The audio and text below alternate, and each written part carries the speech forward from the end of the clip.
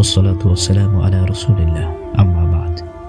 সেদিনে পড়তে গিয়ে আশ্চর্য একটা ঘটনা সামনে ভেসে উঠল। বুখারাতে একজন দোকানদার বাস করতেন। তার স্ত্রী খুব সুন্দরী ও নেককার ছিল। তার ঘরে প্রায় 12-15 বছর ধরে এক ছেলে পানি নিয়ে যেত।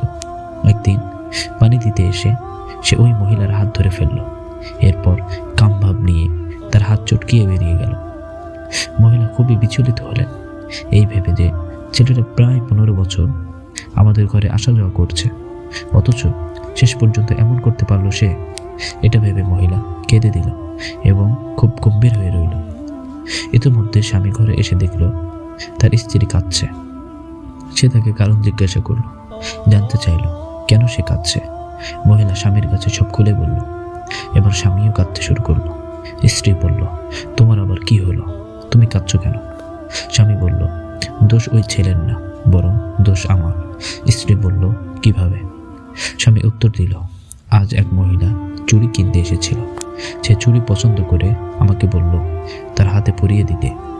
চুড়ি পরাতে গিয়ে অনুভব হলো তার হাত খুব মোলায়েম ও সুন্দর, তাই আমি কামভাব নিয়ে তার হাত চটকিয়ে দিয়েছিলাম। এর বদলা হিসেবে ওই ছেলে তোমার হাত চটকিয়েছে।